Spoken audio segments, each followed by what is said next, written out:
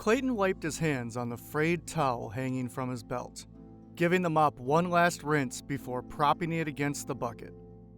The clock on the wall showed it was lunchtime. As usual, this routine grounded him between missions, giving him something simple to focus on before diving back into the unknown. He shrugged off the smell of cleaning solution clinging to his clothes and stepped into the hall, his thoughts already drifting to what he might grab for lunch. As he turned the corner, Clayton spotted Dr. Thomas walking down the corridor, his head slightly bowed in deep thought. The cryptozoologist had a way of getting lost in his own mind, drifting through conversations and hallways like he was already solving the next problem. Clayton figured now was as good a time as any to break the ice. "Hey, Dr. Thomas," he called out, picking up his pace to catch him.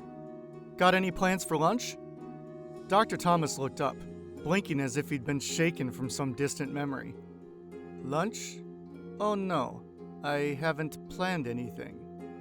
His voice had the same reserved tone that marked his work. Precise, careful, never quite fully present. "How about you join me?" Clayton offered with a smile. "I was just heading that way, towards the cafeteria. Thought we could chat. Haven't really had a chance to get to know you that much." There was a brief hesitation in Dr. Thomas's posture before he nodded. "That sounds agreeable." He adjusted his glasses, the gesture as methodical as everything else he did. "Agreeable? You know what? I'll take it." The two walked through the narrow, sterile halls of the underground facility, their footsteps the only real noise aside from the occasional distant hum of equipment. Clayton scratched the back of his neck, searching for something to break the quiet that didn't feel forced. He'd spent enough time around scientists to know that some of them took a little while to warm up to conversation. But this one felt like cracking a vault. "So," Clayton began, "how'd you get into cryptozoology? Seems like a pretty unique field to just fall into." Dr. Thomas glanced at him briefly, then looked ahead, considering his response. "Cryptozoology isn't something you fall into," he said thoughtfully. "It's more of a pursuit, a fascination with the unknown. Most fields of science involve uncovering the predictable, the repeatable. Cryptozoology is about questioning the unexplainable, or at least the things that haven't been fully explained yet." Clayton nodded. "Yeah, I get that. Seems like it'd take a lot of patience, though. You're dealing with stuff that's not exactly in a textbook." "That is precisely the point," Dr. Thomas continued, his voice picking up a hint of enthusiasm. "While most scientists settle within established boundaries, cryptozoology is constantly testing them. It's not so much about whether or not something exists. It's about why we believe it does, how it fits in our understanding of nature. We're working on the edges of the scientific map." "Sounds like there's a lot of room for surprises," Clayton said with a grin. "I bet it keeps you on your toes." Dr. Thomas gave a small, almost imperceptible smile. "You could say that. Though most of the work is slow, methodical. It's not as thrilling as people think, but every so often, something defies expectations. Those moments are worth the wait." They reached the cafeteria and grabbed trays of food, settling down at a quiet corner table. Clayton leaned back in his chair, chewing thoughtfully as he mulled over Dr. Thomas's words. I guess it makes sense, coming from that angle. You don't know what you don't know, right? How do you even begin to study something when you don't have a full picture of it? Dr. Thomas set his fork down, pausing before responding. You don't always need the full picture. You start with patterns, anomalies in the data, unexplained phenomena. From there, you work backwards, reverse engineering the problem until something starts to make sense. Cryptozoology, at its core, is about identifying those gaps in knowledge and figuring out how to bridge them.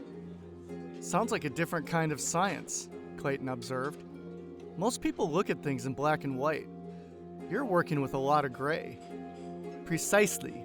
Dr. Thomas picked up his fork again, his movements calm, deliberate. Gray areas are where the real discoveries are made. Clayton smiled, feeling the conversation flow more naturally now. Maybe this wasn't so different from his own work after all, piecing together puzzles in an unpredictable world. Different tools, but the same kind of problem solving. Well, he said, raising his glasses in a casual toast, here's to figuring out the gray areas. Dr. Thomas raised his own glass, nodding slightly. To the unknown. Clayton leaned back in his chair again, a comfortable silence enveloping him and Dr. Thomas as they finished their lunches. The cafeteria hummed with the low chatter of researchers and the clattering of trays, a reassuring backdrop that made the underground lab feel less like a hidden fortress and more like a community. You know, Clayton began, it's fascinating how much of our understanding of animals is still just speculation. Cryptozoology often gets a bad rap, but there's so much potential for discovery. Dr. Thomas nodded, a thoughtful expression crossing his face. Absolutely. There's a lot we learn from the unknown, from what we label as cryptids. They could hold keys to understanding evolution, adaptation. Before he could finish, a vibration interrupted their conversation. Clayton reached for his phone, the screen lighting up with a notification. Well, looks like we're needed, he said, his brow furrowing slightly as he read the message. It was from Dr. Chang. New anomaly detected. Team requested in the gate room when convenient. Details to follow. When convenient? Dr. Thomas chuckled. She really knows how to make a summons sound polite. Right? Maybe she's hoping we'll take our time, Clayton smirked, feeling a familiar mix of excitement and apprehension swirl in his gut. Shall we? I want to get a look at whatever she found. Lead the way, Dr. Thomas replied, sliding out of his chair. They both stood, clearing their trays and tossing them into the nearby return bin. As they walked toward the door, Clayton couldn't shake the feeling that whatever lay in store for them might be more traumatizing than the last thing. The corridor leading to the gate room was dimly lit, the walls lined with panels of flickering lights. Each step echoed softly in the space, amplifying the anticipation as the yellow doors got larger. As they neared the gate room, they encountered Jenkins, who was leaning against the wall with his arms crossed. His eyes were fixed on a tablet, his brow furrowed in concentration. Hey, what's the scoop? Clayton asked, trying to peer over Jenkins' shoulder. Dr. Chang just sent a message, Jenkins replied, glancing up. Something about another anomaly. Not sure what it is yet. Anomalies. Do we even know? Dr. Thomas pressed, curiosity piqued. Jenkins shrugged, his expression unreadable. Just the usual flair for the dramatic, I guess. You know how she is. Clayton chuckled, knowing full well that Dr. Chang thrived on the thrill of discovery. The three of them continued down the hallway, a sense of camaraderie and shared purpose building as they approached the gate room. When they finally stepped through the massive yellow doors, the huge, copper-wrapped gate loomed before them, pulsating softly, as if it were breathing. The air felt charged with energy. As they stepped inside, Dr. Chang looked up from her workbench, her face lighting up with excitement. Glad you could join us. I think you'll find the new anomaly rather intriguing. Clayton exchanged glances with Dr. Thomas and Jenkins, the earlier casual conversation fading into the background as they focused on the mystery that awaited them. The air crackled with anticipation in the underground chamber as Clayton adjusted the straps of his frequency belt, the soft hum barely audible beneath the backdrop of the machinery. Dr. Harris was busy calibrating equipment, her brow furrowed in concentration. She occasionally glanced up, her keen eyes reflecting a mixture of excitement and unease. Ready to go? Clayton asked, giving her a reassuring nod. He was aware of the tension that sometimes enveloped her before a mission. It was a natural response for someone who spent most of her time buried in research rather than fieldwork. Always, Dr. Harris replied, her tone steady but her hands momentarily paused on the controls. Let's just hope this world has a better sense of hospitality than the last. Jenkins leaned against the wall, arms crossed and a grim look on his face. Hospitality isn't what we're here for. We need to gather intel and find out what's happening on the other side. No distractions. His words were blunt, a reflection of his military background, and they hung in the air like a challenge. Okay, Dad, Clayton said, letting his sarcasm get the best of him. Dr. Lowe chuckled softly from his corner, reviewing the last-minute data on the tablet. Right, because you're known for turning down a good brawl, Jenkins, he teased. Enough chatter, Jenkins snapped back. Are we talking or walking? His gaze shifted toward the shimmering gate that loomed in the center of the room. Dr. Thomas fiddled with his own gear, interjecting. Let's hope our equipment is adequate for where we're going. Clayton nodded, feeling the weight of responsibility settle on his shoulders once again. We'll head in, assess the situation, and see what we can learn. You know, the usual. For us, that is. Jenkins fired back. Great speech, son, followed by chuckles that echoed through the gate room.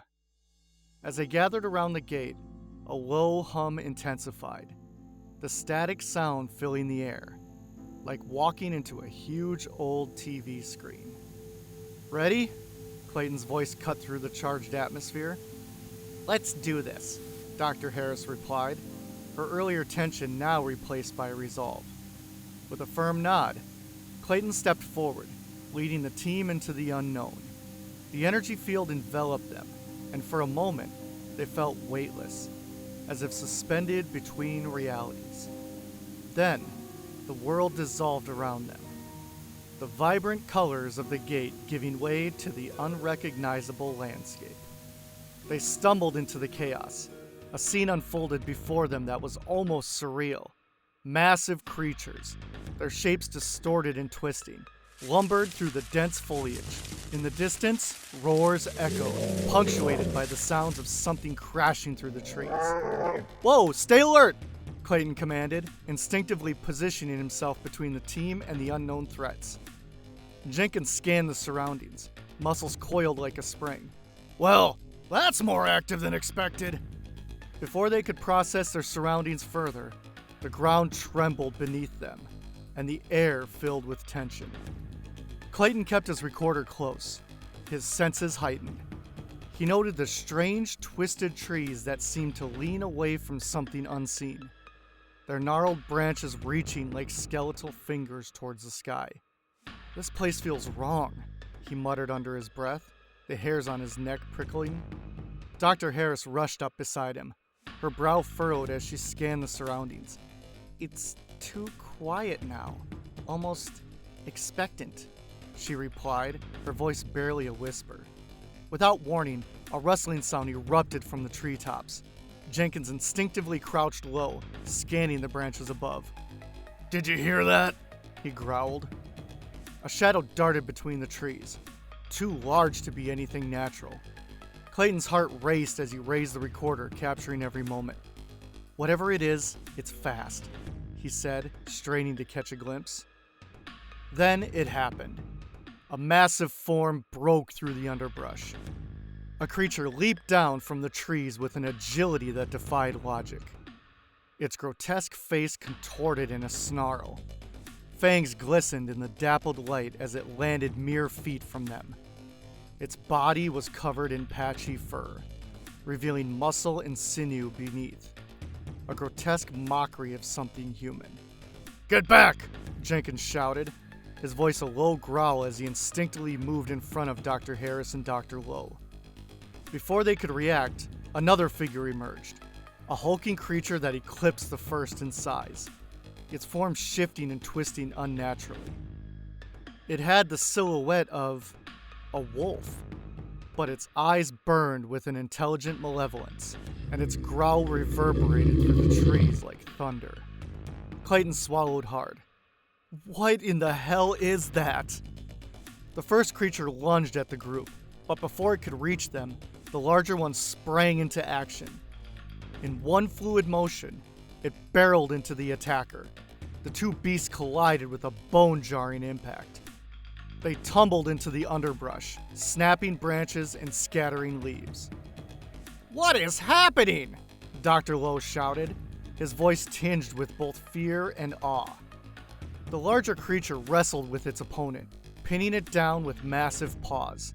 It let out a low growl that echoed through the forest, a sound that felt ancient and primal. The first creature hissed, desperately trying to break free. "We need to move," Clayton urged, taking a step back, his eyes fixed on the chaotic struggle. But as they turned to flee, the larger creature's gaze locked onto them, its eyes glimmering with a strange intelligence. The fight momentarily forgotten, it stood tall, muscles rippling beneath its fur, as if sizing them up. "Is that helping us?" Dr. Harris whispered, incredulous. Clayton wasn't sure. The creature's snarl filled the air, the sounds of the battle echoing around them. A chaotic symphony of violence as the very ground beneath their feet vibrated with the intensity of the encounter. "Keep moving!" Jenkins barked, his instincts screaming at him to escape the unfolding nightmare. The larger creature's attention remained fixed on the skirmish, leaving them a moment of uncertain reprieve. As they sprinted away, the sounds of battle faded into the distance, but the image of the two creatures clashing lingered in Clayton's mind. The haunting realization that they were not alone in this strange world settling in like a cold weight on his chest. Clayton and the team stumbled through the underbrush, hearts racing from the adrenaline of their narrow escape. The haunting sounds of rustling leaves and distant howls echoed around them, but the immediate threat had receded. They paused for a moment, gathering their wits and assessing their surroundings. "What the hell was that?" Dr. Harris asked, her breath coming in quick gasps. "I don't know," Clayton admitted, wiping sweat from his brow. "But whatever it was close." "Let's keep our wits about us," Jenkins warned, his eyes scanning the tree line. "We're not out of the woods yet." "Ha! Good one," Dr. Lowe blurted out. "Can it?" Jenkins snapped back. As they collected themselves, a low growl broke the tension, sending chills down their spines. The group exchanged worried glances, instinctively inching closer together. Just then, a shadow moved swiftly through the trees, followed by the sound of heavy footsteps. "What now?" Dr. Lowe whispered, his voice trembling. Before anyone could respond, a figure burst into the clearing. A massive werewolf-like creature, muscular and imposing. Its eyes glinted with intelligence as it regarded the team, yet there was something eerily calm about its presence. "Hold your ground," Jenkins commanded, stepping forward, his stance defensive. "Wait," Clayton said, recognizing the sigils on the creature's gear. "That looks like military equipment." As the creature approached, the shadows shifted, revealing more of its kind behind it, each adorned in similar tactical gear. They were a pack, but not like anything the team had seen before. They seemed to exude authority, a controlled ferocity that set them apart from the wild beasts that had just fled. "Stand down," the pack leader growled, his voice deep and commanding. "We are the Alphas. We're here to eliminate a skinwalker nest in this sector." The team's tension dissipated slightly as they processed the revelation. The leader, who called himself Chief Varric, stood tall, his broad shoulders carrying an air of confidence. His fur was dark and sleek, and beneath the beastly exterior was a palpable sense of purpose. "A skinwalker nest?" Clayton echoed. curiosity sparking despite the fear still clinging to him. What do you mean? The chief narrowed his eyes, assessing the newcomers. Creatures you encountered. They've invaded this territory. We've been tracking them for weeks. They're a danger, not just to you, but to everyone who enters here. They're devious shapeshifters. The only thing they can't change is their horrible stench. Why didn't you warn us? Dr. Harris interjected, frustration lacing her words. Because you wouldn't have believed us, Chief replied bluntly. We're not here to babysit. We're here to contain a threat. If you're smart, you'll stay out of the way. Before they could respond, a sharp howl echoed in the distance, causing Chief to tense. Time is of the essence, he said, glancing back at his pack. We have to move, stay close, and don't interfere. With that, Chief and his team advanced into the trees, their movements fluid and practiced. The humans shared uncertain glances before Clayton took a deep breath. Well, we need to stick together. We're not in the clear yet. Dr. Lowe nodded, his eyes wide with apprehension. What if they're not the allies we think they are? Jenkins shot him a sharp stare. You want to wait here and find out? Touché, Dr. Lowe quipped back with a smirk. As they followed the Alphas into the depths of the forest, a sense of unease hung in the air. As the sun dipped lower in the sky, casting long shadows through the trees, Chief Varric led the way with a focused intensity. The team trailed behind. Clayton's thoughts raced. He gripped his personal recorder tightly, aware of the momentous events unfolding around them. Log entry, Day 1 in this parallel world, Clayton began, his voice steady despite the chaos surrounding them. We've encountered a task force known as the Alphas. They're currently tracking something called a skinwalker nest, and we've been allowed to observe. Werewolves and skinwalkers are real here. As they moved deeper into the forest, the atmosphere thickened with tension.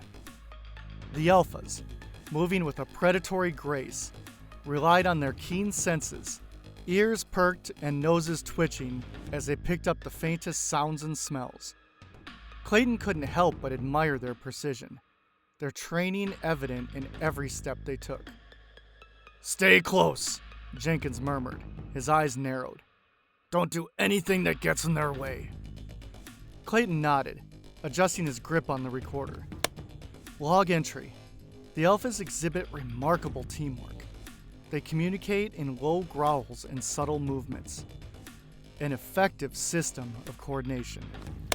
Suddenly, a shuffling sound broke the silence. Chief Varric held up a massive hand, signaling the group to halt. He crouched low, muscles coiling like a spring, while his pack mirrored his stance. Clayton's pulse quickened. They were close. A moment later, two skinwalkers emerged from the underbrush, their grotesque forms barely visible in the fading light. They moved with unnatural agility, weaving through the trees like phantoms. Varric's gaze locked onto them, and with a swift motion, he signaled for the Alphas to flank the creatures. Clayton's heart raced. He couldn't look away from the impending confrontation, the adrenaline surging through his veins as if he were the one in the fight. His thumb twitching as he activated the recorder again. Log entry, observing the Alphas preparing for engagement. The skinwalkers seem unaware of their presence, but this could change in an instant. I think we may have become the unintentional bait. The air crackled with tension as the Alphas moved into position. Varric growled softly, a sound that resonated in the stillness, and the pack sprang into action. In a flash, the Alphas leaped forward, launching themselves at the skinwalkers. The forest erupted into chaos, snarls and growls mingling with the rustle of foliage as the two sides clashed. Clayton watched in awe, a mix of fear and fascination washing over him. Jenkins leaned closer to Clayton, whispering, "I guess we just get to enjoy the show and watch them work." "Yeah, but they're not invincible," Clayton replied, eyes glued to the fray. "Could you imagine if they weren't here?" Random dead bodies snapped back to random places back home. Good luck explaining that," Jenkins said with a contemplative look. The rest of the team paused, and everyone slowly turned to look at Jenkins in unison. "What? Just being realistic." The battle was fierce. The Alphas fought with a primal ferocity, their movements precise and calculated. Clayton could see the differences in the Skinwalkers' tactics, more erratic and savage, relying on brute strength rather than strategy. Suddenly, one of the Skinwalkers broke free, barreling towards their hiding spot. Clayton's breath caught in his throat. "Jenkins!" he hissed, instinctively stepping back. "Stay still," Jenkins ordered, his body tense as he prepared for the unexpected. But before the Skinwalker could reach them, Chief Varric launched himself forward, colliding with the creature and sending it crashing into the underbrush. Clayton watched, mesmerized, as the pack converged on the Skinwalker, moving like a well-oiled machine. "Log entry," Clayton murmured, trying to keep his voice steady. The Alphas have engaged the Skinwalkers. Their coordination is remarkable. It's clear they have trained for this scenario. The raw power on display is astonishing. As the dust settled, the sounds of battle faded, and the team cautiously emerged from their hiding spot. The Alphas stood victorious, the defeated Skinwalkers lying still among the fallen leaves. "Let's move," Varric commanded, glancing back at Clayton and the others. "This was just the beginning. There are more in the area." As they followed the Alphas deeper into the forest, the weight of their mission pressed heavily on Clayton's shoulders. They were not just observers anymore. They were part of a larger struggle, and he had a feeling this was only the beginning. The forest around them had grown eerily quiet, the aftermath of the battle settling like a thick fog. Clayton's mind raced as they moved deeper into the woods, following Chief Varric and his team of Alphas. His personal recorder dangled from his hand, but for once, he didn't feel the need to document what was happening. The gravity of their situation weighed heavily on him. "Stay sharp," Jenkins muttered, his eyes scanning the tree line. "No telling what else is out here." Clayton nodded, his hand unconsciously brushing over the frequency belt around his waist. The team had no way of knowing how long they'd be here until the belt locked into the frequency of the world. It could take days, long, dangerous days. And after what they'd just witnessed, it was clear this world wasn't going to give them any breaks. Dr. Harris walked in silence behind Clayton, her face tight with tension, her scientific curiosity tempered by the reality of the danger they faced. Clayton glanced at her, wondering what thoughts were running through her mind. For someone who usually thrives on the unknown, this world was pushing even her limits. "Penny for your thoughts?" Clayton asked, hoping to lighten the mood. She glanced at him, a small, forced smile on her lips. "I'm just thinking how unprepared we really are. I mean, we've trained for things like this, sure, but nothing quite prepares you for Skinwalkers." "Fair point," Clayton admitted. "I think we're all feeling that way."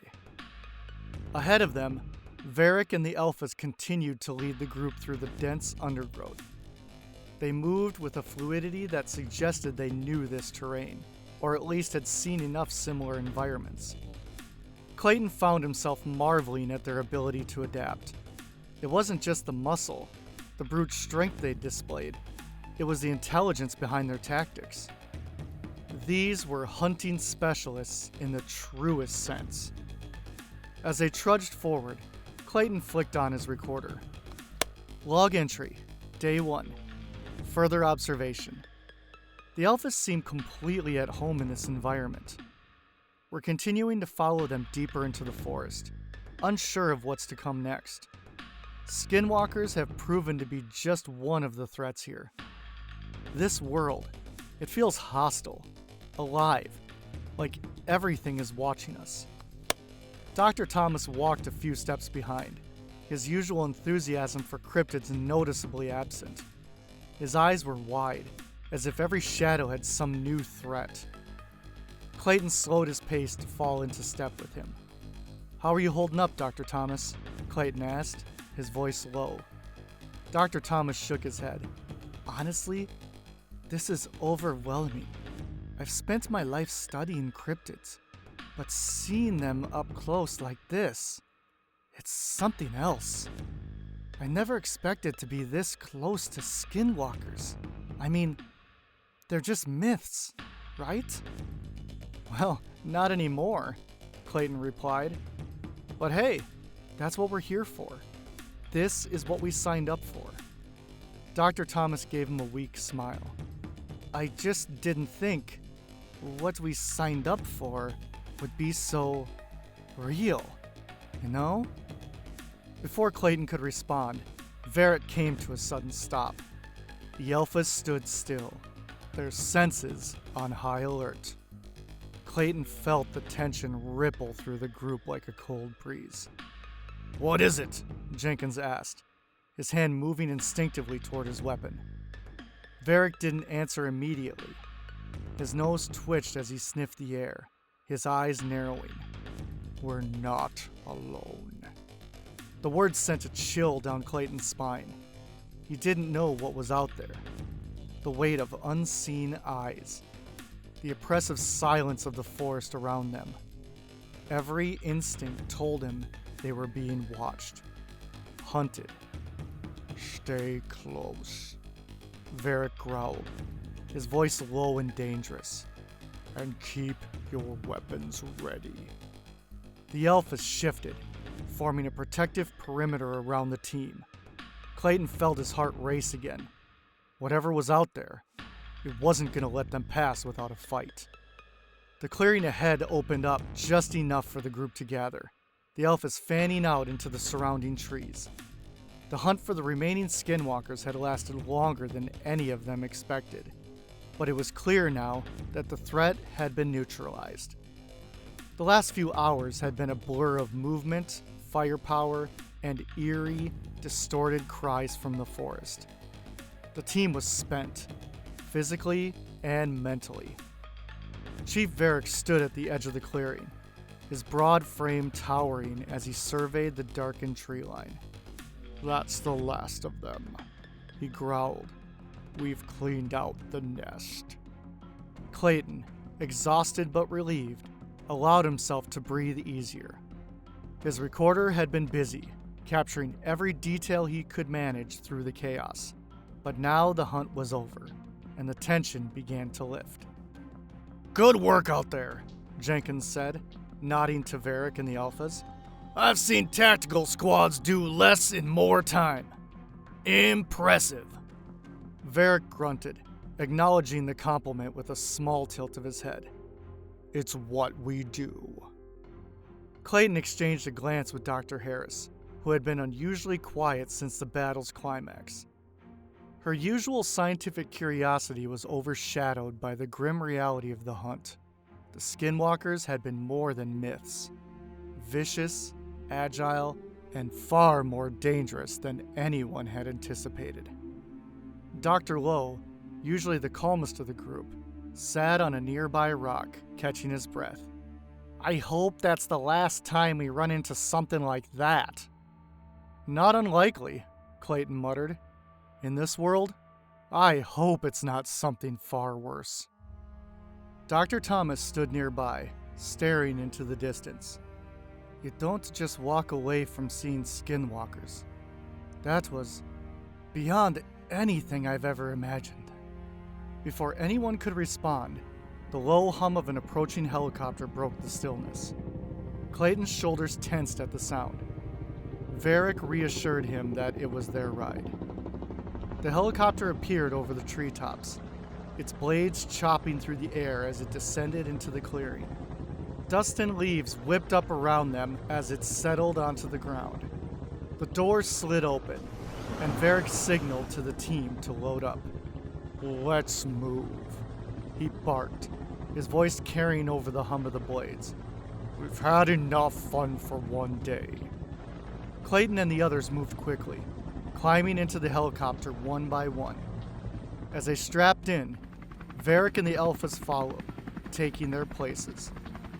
Clayton felt a sense of relief wash over him as the helicopter lifted off the ground and began its ascent. For a moment, the only sound was the rhythmic thumping of the rotor blades. Clayton leaned back in his seat, closing his eyes for a second, trying to process everything that had happened. He could still feel the tension in the air, but it was fading now, left behind in the depths of the Ozarks.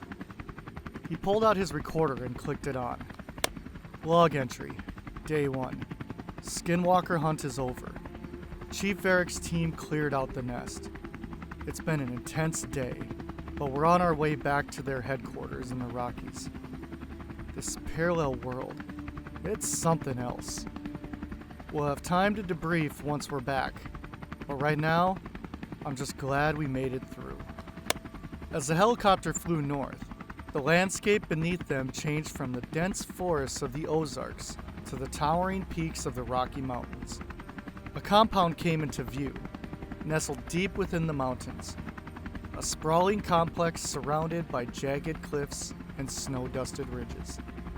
The helicopter touched down smoothly, and the team disembarked. The cool mountain air hit them as soon as they stepped out, a sharp contrast to the humid, dense forest they had just left behind. Inside the headquarters, the atmosphere was calm and controlled. The base was a hub of activity. Scientists, military personnel, and researchers moved through the halls, each focused on their own tasks. It was a far cry from the chaos they had just escaped.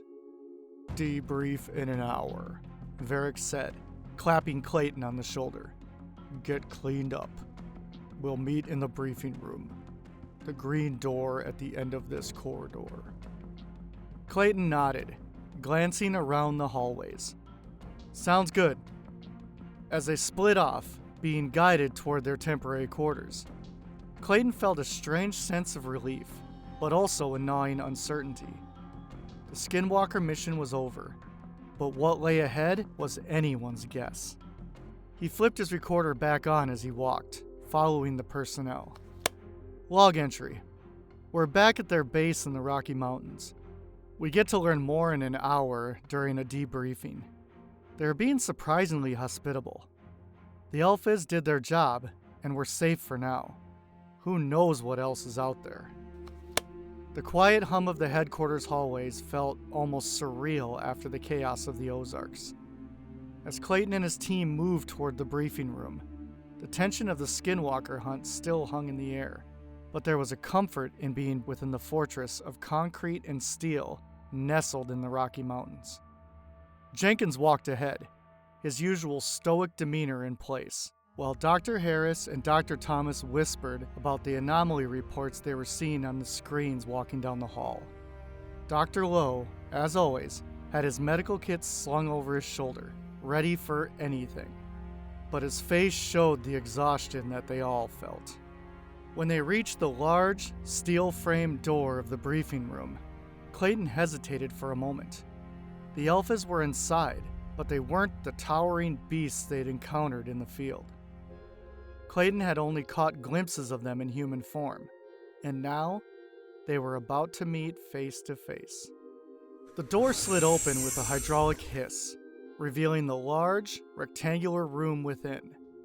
A long table took up the center, surrounded by digital screens displaying maps of the Pacific Northwest, northern Canada, and various other regions. Cryptid activity reports scrolled on one screen, while another displayed real-time satellite surveillance over a fenced-off section of Glacier National Park. Chief Varric sat at the head of the table, his human form as imposing as his lupine form. His dark hair was cut close, and his sharp, green eyes followed them as they entered. The rest of his team, the other alphas, were already seated, each with the hardened, battle-ready looks of seasoned warriors. They could have passed for elite military personnel, except Clayton knew the truth. Their human forms were just a mask for the beasts beneath. "Take a seat," Varric said in his gruff tone, gesturing to the empty chairs across from him. Clayton and his team complied, each of them still processing the fact that these were the same creatures that had saved their lives just hours ago. The base commander, a broad-shouldered man in military fatigues, stood at the front of the room. His face was stern, with lines etched by years of hard decisions and relentless operations. "I take it that you're not from around here." The team exchanged glances as Clayton cleared his throat. Yeah, we're from a parallel Earth. We come to explore and document other worlds. Are cryptids a normal thing here? Because they are just myths and stories where we come from." "Interesting observation, Mr. Ward. You know my name?" "The chief here brought me up to speed on your team." "Well then, we've got a lot to cover. Let's begin." He tapped a button on the control panel, and the screens lit up with detailed maps. First, the situation with the cryptids. The Pacific Northwest is seeing increased Bigfoot activity. Their territory in Oregon and Washington is being monitored, but we're seeing migration patterns that suggest they might be moving further south. Keep an eye on this, Varric. We may need to intervene. Clayton stared at the map, noting the dense clusters of red markers scattered across the mountain ranges. Bigfoot weren't typically aggressive, but if their migration encroached on human settlements, it would become an issue fast. The commander continued, pointing to the map of northern Canada. "We've got Neanderthal activity here. They're aggressive and territorial, but for now, they're staying within their designated region. If they move south, that's when we'll need all hands on deck." Clayton exchanged a glance with Dr. Thomas. Neanderthals had always been a fascination of his. They were primal, deadly, and like many cryptids, misunderstood. But they were far more dangerous than people realized. The screen shifted again, this time displaying Glacier National Park. A red perimeter marked a large quarantined area.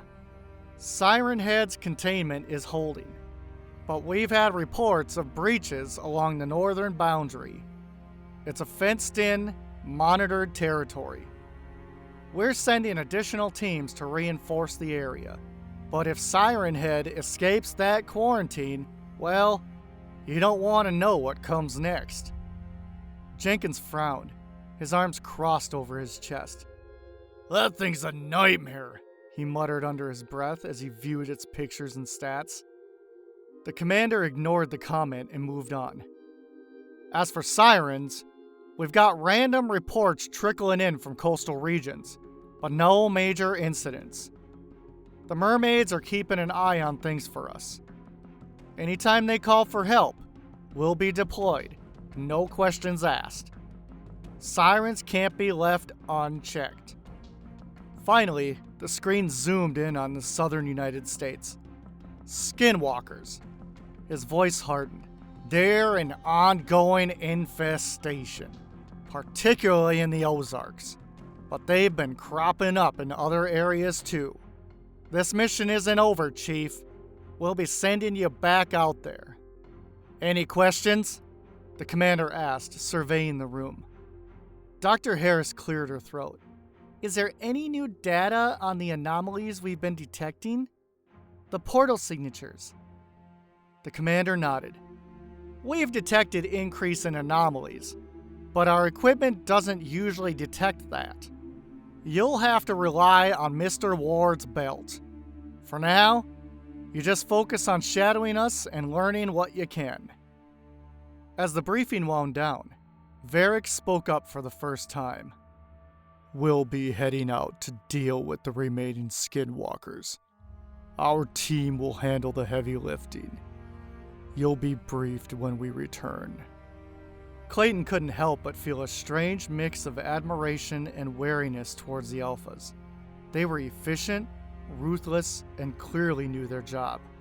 But their nature, their dual existence as both human and something else, kept a barrier between them and the rest of the team. As they left the room, Clayton flipped his recorder on once more. Log entry. The Alphas are preparing for the next phase of their mission. Skinwalker infestations, quarantined cryptids, and anomalies are becoming more frequent. It's clear that things are escalating, and I guess we'll help out when we can for now. A few hours later, the sharp blare of sirens echoed through the base corridors, jolting Clayton and his team from their rest. Red lights flickered in quick succession, casting the sterile white walls in an ominous glow. "Red alert!" A voice shouted over the intercom, crackling with urgency. "All teams report to the hangar. Repeat, all teams report to the hangar." Clayton was on his feet in seconds, grabbing his gear and shoving it into his pack, his heart pounding in his chest as he glanced over at the others. Dr. Thomas was already pulling on his jacket, his eyes wide with excitement rather than fear, while Dr. Lowe hurriedly zipped up his medical kit, muttering under his breath. Dr. Harris almost fell out of bed in a panic as she also hustled to grab her gear, shuffling toward the door. Jenkins was the last to react, though he moved with practiced efficiency, slinging his rifle over his shoulder and heading for the door without a word. "What the hell is going on now?" Clayton asked, strapping on his personal recorder as they jogged down the hallway. "Doesn't matter," Jenkins growled. "We'll find out in the hangar. Let's move!" The base was alive with commotion as they rushed through the halls. Soldiers and scientists alike scrambled to gather their gear, hastily suiting up and shouting orders. In the hangar, helicopters were being prepped at breakneck speed, their rotors already beginning to whirl as ground crews loaded supplies and ammunition. Clayton's team barely had time to catch their breath before an officer appeared at their side. "Your presence is requested on this mission," he barked. "Get to the helicopter now. Intel says vampires in the Deadlands." "Vampires?" Dr. Thomas's voice was breathless, his excitement impossible to hide. "We're going on a vampire hunt?" Clayton shot him a look but didn't bother to respond. He didn't have time for Dr. Thomas's enthusiasm. His fingers tapped the recorder clipped to his belt as they made their way toward the waiting chopper. "Log entry," he muttered under his breath. "Red alert. We've got reports of vampires in Deadlands National Park. We're being rushed to the helicopter now, and it seems like the Alphas are already ahead of us. We're going to hunt vampires." The hangar bay doors opened to the cold night air, and the team raced toward the helicopter that was spinning its blades in preparation for takeoff. Varric and his squad were already aboard, their faces grim and focused. Some other agents were loaded up beside them, their pale faces reflecting the hangar's red emergency lights. "We're ready for takeoff," Varric said as they hopped aboard, his voice steely as ever. Dr. Lowe climbed in behind him, securing his equipment. "I'm going to be busy this time. I can feel it."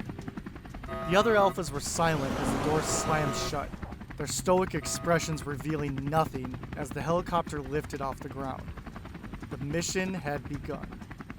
The rhythmic thumping of the helicopter blades filled the cabin as it cut through the night sky, the lights of the base disappearing behind them. Inside, Clayton sat strapped in, his gear secure, listening intently to the low murmur of voices around him, coming through the headphones everyone had on.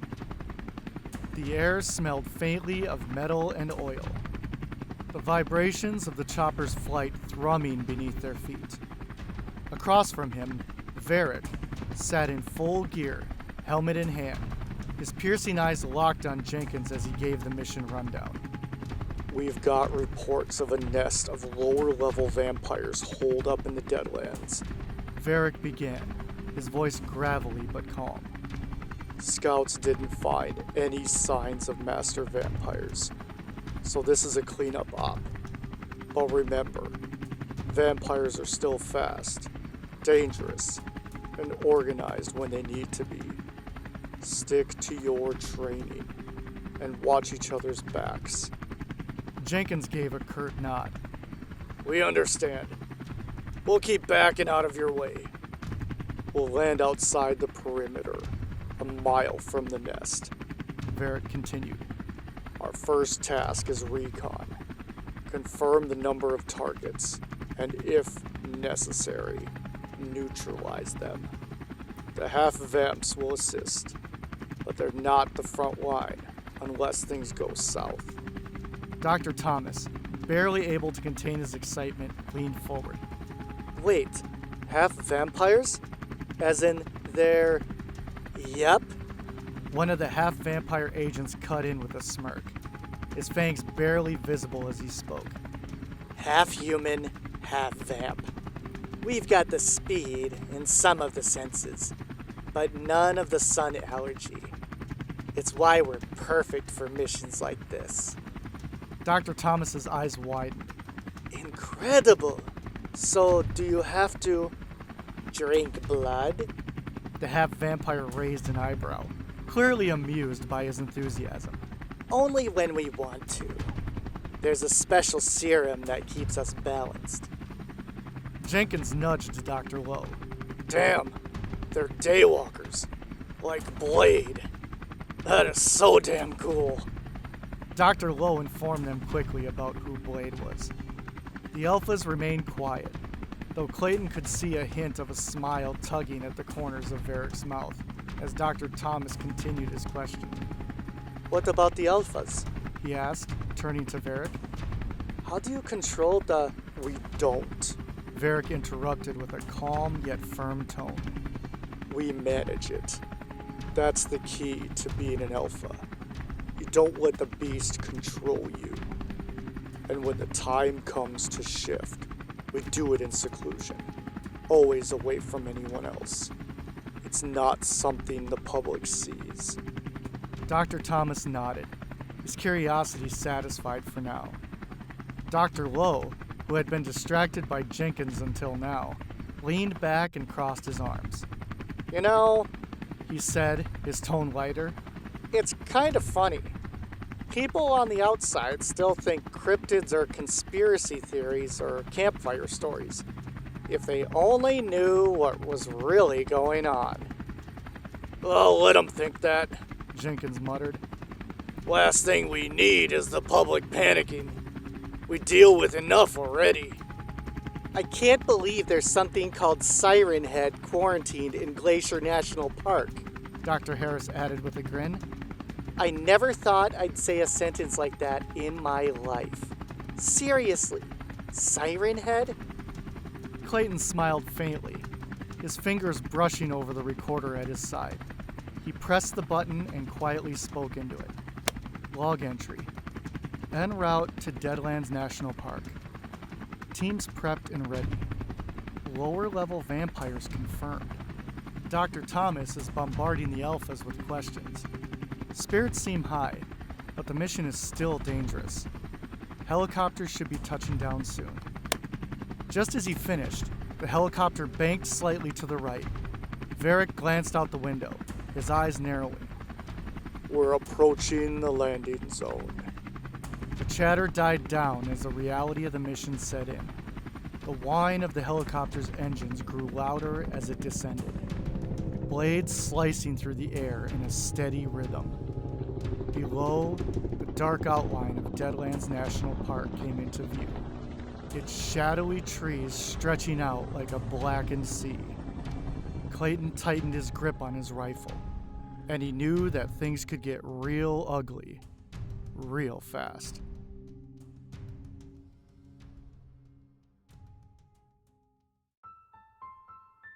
Hey everyone! Thank you so much for listening to part 1 of my 2-part Halloween story.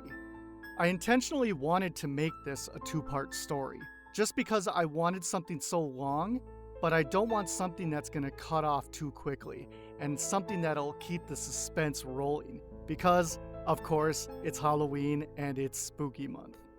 And please don't forget to like, comment, and subscribe. That, like I always say, it's the lifeblood of my channel, and it helps me to share my stories with you. Oh, and once again, don't forget, I have a Buy Me a Coffee link. It's not required, but it is truly appreciated. I go through a lot of coffee in my creative process. And let's not forget, it's okay to be scared. I am too. Embrace the weird, embrace the strange, embrace spooky month and your creativity. And I'll see you next time.